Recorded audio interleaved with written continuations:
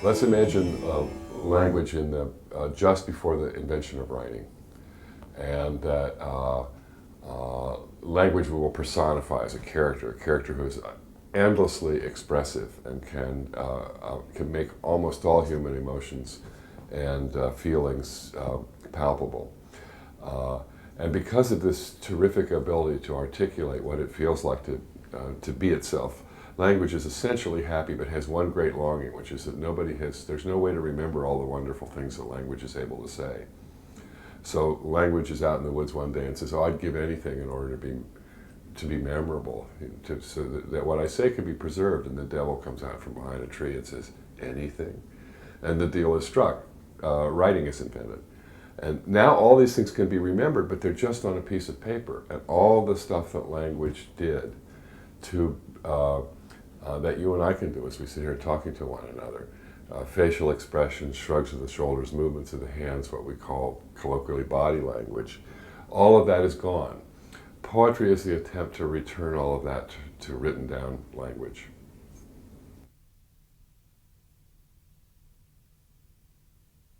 The poem for me has to have an emotional beginning. It has to begin in something that has struck me, and it becomes focused then in a metaphor. I mean, my emotion.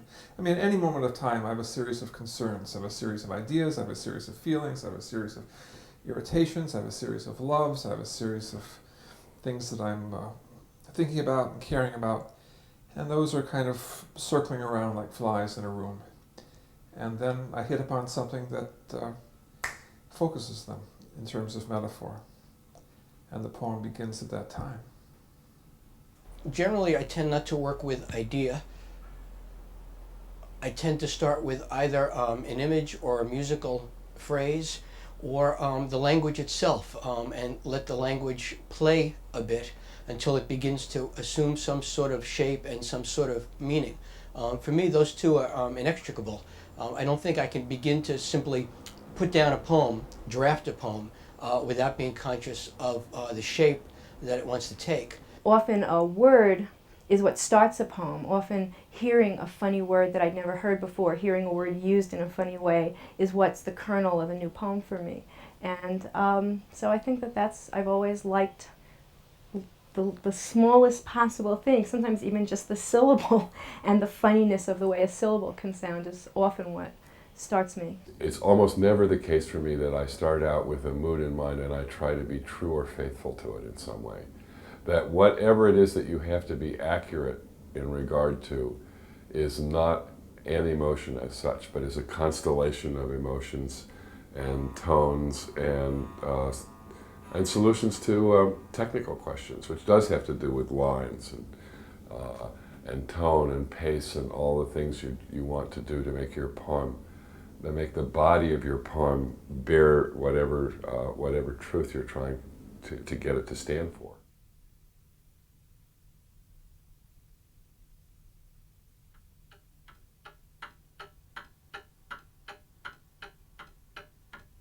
Men at 40 learn to close softly the doors to rooms they will not be coming back to. At rest on a stair landing, they feel it moving beneath them now, like the deck of a ship, though the swell is gentle. And deep in mirrors, they rediscover the face of the boy as he practices tying his father's tie there in secret, and the face of that father, still warm with the mystery of lather. They are more fathers than sons themselves now.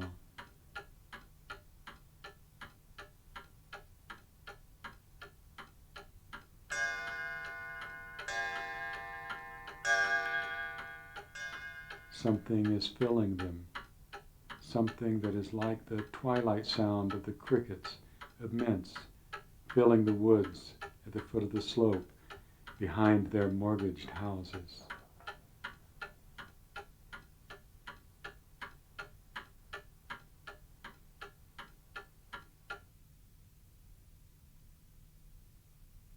I mean, I spend a lot of time thinking about the craft, and I've written about the craft, and I've published a book about the craft, But there's a way also that I don't want to be, that's a delicate balance of becoming too conscious.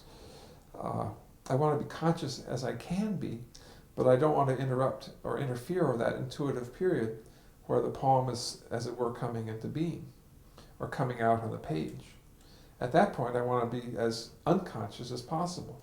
I want that critical voice just out of the way.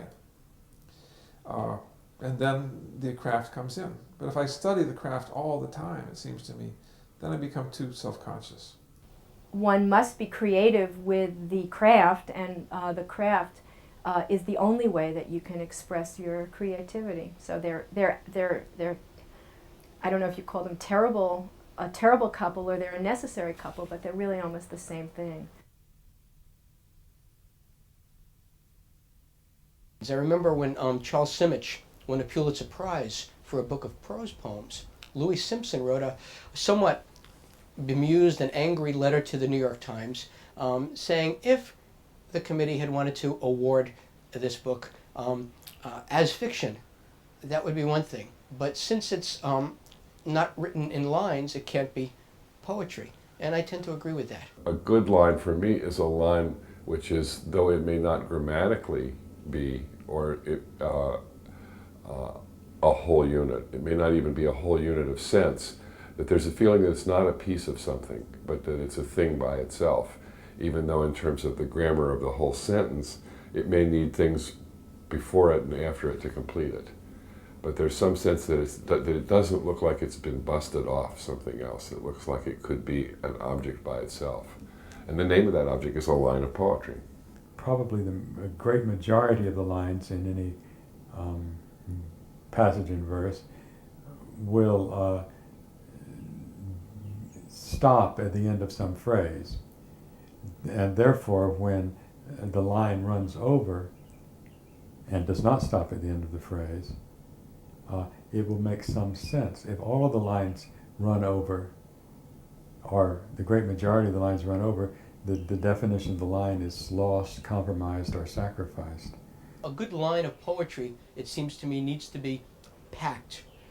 Each word, again, should count in some way. At the same time, there needs to be some sort of balance to the line and some sort of sensual pleasure, again, to the sound of the words. The lines need to connect with every line that's come before them in the poem and with all of those lines that are going to follow. So that texture is created, and so that the poem moves not only down the page vertically, but also horizontally, or not only horizontally, as most poems tend to do, as we move from left to right, swing down with that turn and begin again, let's say. But there should be a vertical movement so that a sound we hear, let's say in line 16, or a word, triggers for us again a sound or a word in line 2, so that the whole poem is kept in front of us at all times.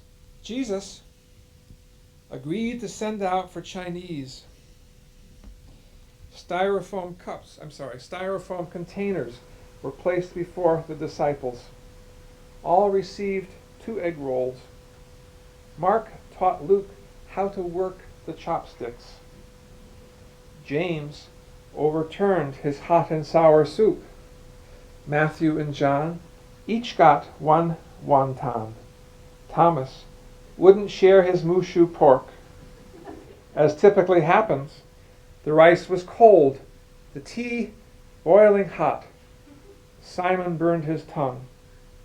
Jesus made brief remarks about the future. Peter received a fortune, but no cookie. Judas got a cookie without a fortune. Outside, the soldiers marched past unheard, often the case when one is having fun.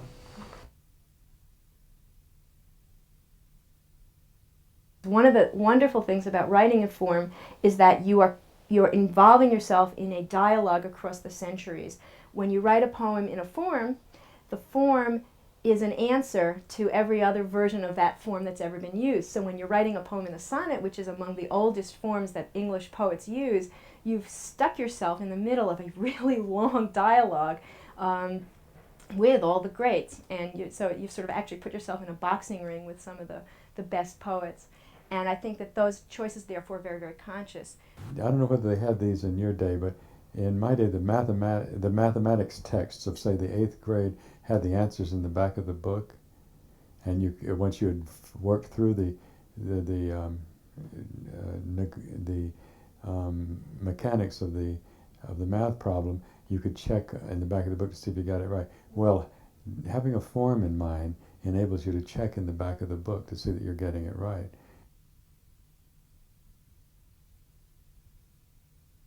First of all, free verse has tremendous constraints on it.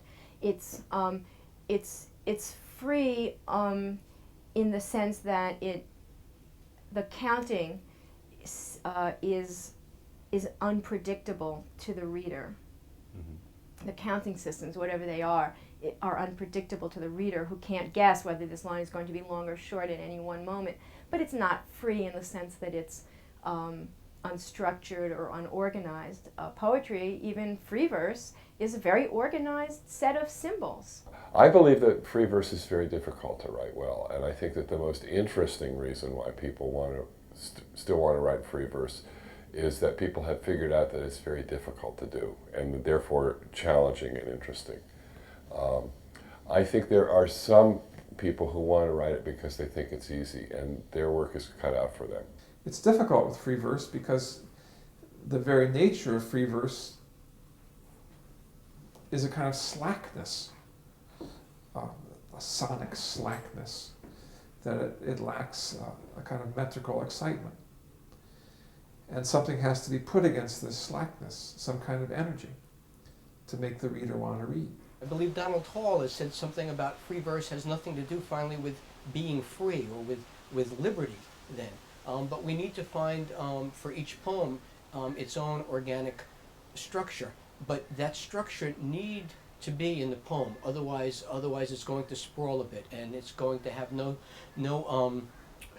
integrity, I guess is what I want to say. And so, but that's something I think that many poets have largely forgotten in our century as we've been crafting free verse lines. And what we've been trying to do maybe is find a way to put that craft or discover what the craft might be for free verse. And it's taken us so far almost a century, it seems. Where there's always that sense of having to begin again when a poem is finished, because there are no rules except those rules that the poem establishes when it's in the process of being created.